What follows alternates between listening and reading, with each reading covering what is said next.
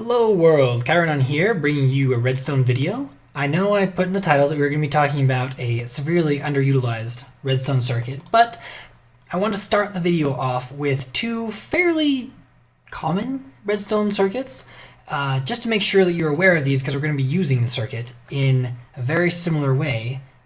And here we are. We have these two pulse extenders. A lot of you will recognize these. They use signal fade to lengthen the pulse of your redstone.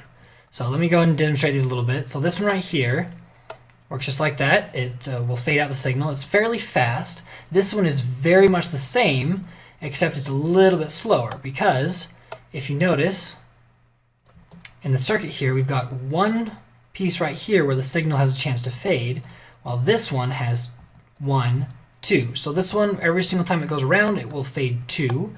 And you may notice that in here. And this time, every single time it goes around, it will fade just 1. You got that? All right, let's move on to the actual circuit.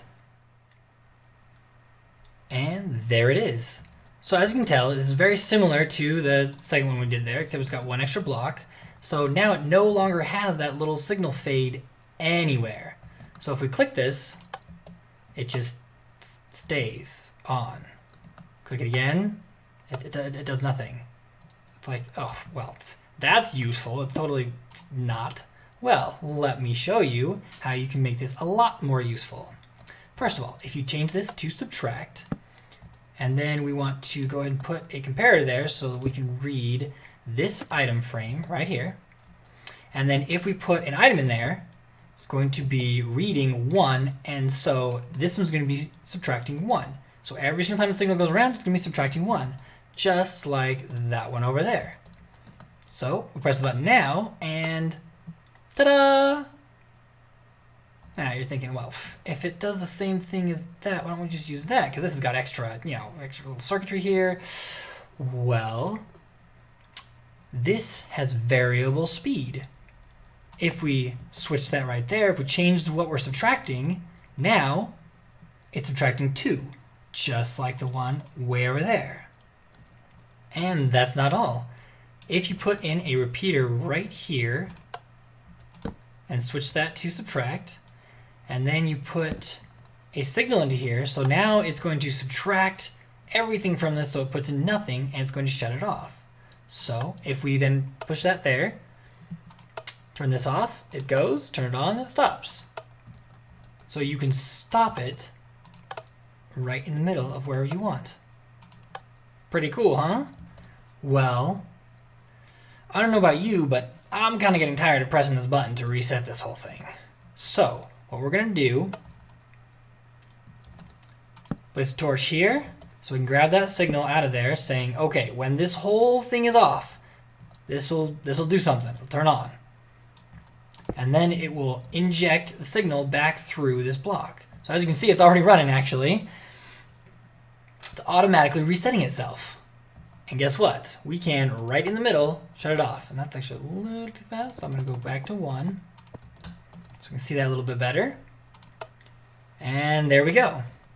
I can turn it on, I can turn it off, wherever, whenever I want.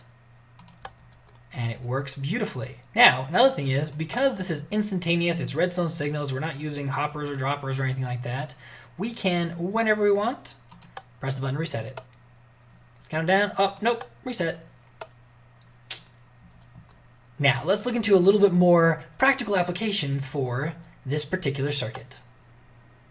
Okay, for the practical application, I actually want to build a timer. But for this, the setup that we have over there is actually not going to work very well. So the first thing I want to show you is that there is another way to build that little memory cell, as I like to call it.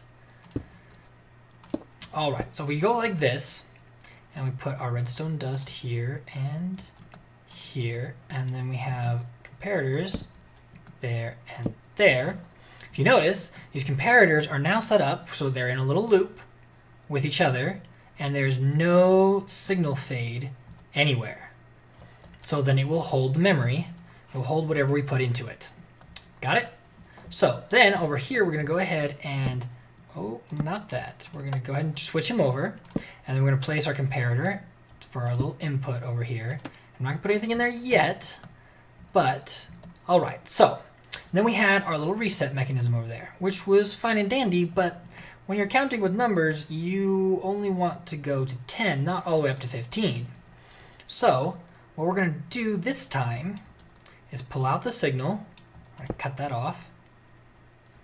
Have our repeater there and comparator just like that set on subtract. So now whenever there's any kind of signal already in the system, it's going to shut off this comparator so it doesn't have anything go through it, because you're going to have full 15 subtracted from whatever you're trying to put in.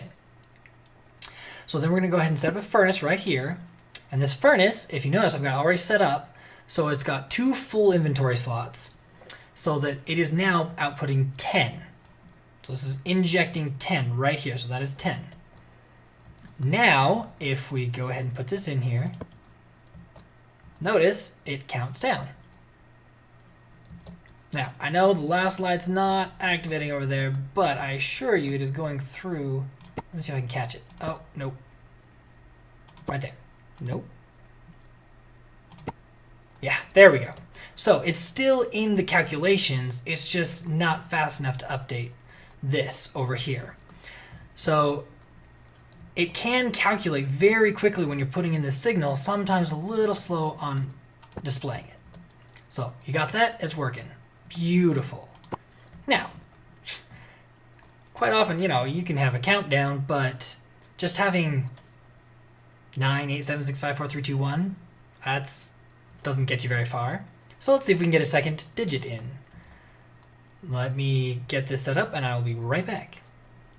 Okay, now that I got my next row of lights set up, let's go ahead and get it all hooked up.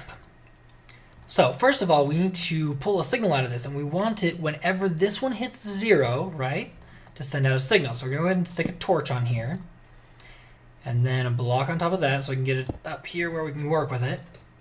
Now, remember, these are variables, so you can input any number into them and it will subtract whatever you put into it. And we want to subtract only 1. So we have to make this signal output only 1. Currently, it hits a full torch 15, which is not going to help us. So we're going to go ahead and put this comparator on here, put it on subtraction. And then we're going to pull the 15 out of here, let it fade 1 to 14. So it'll be 15 minus 14, and that will just be 1. So then we're going to take that 1, come up here, bring it back around so that we can then inject it back into, you guessed it, another memory cell. So let me go ahead and build that up right here. Got that, and now our, I got those backwards. Just a second while I'll fix that. There we go. Those, gotta make sure we put this on subtract, and then connect that up. So now we got our other memory cell. Now we need to put in the other reset, just like this. Awesome. Fantastic. Now it's ready to go. It's already reset itself because it was all the way down to 0. And, gotta make sure this is on subtract. Make sure I didn't make any other mistakes. That would be bad. Alrighty, looks like we are good to go. Now, if we go ahead and put this in here, let it start running. There you go. Nice little counter. It counts all the way down. Beautiful. That's practical thing to do. You want it to go a little bit faster. Bam.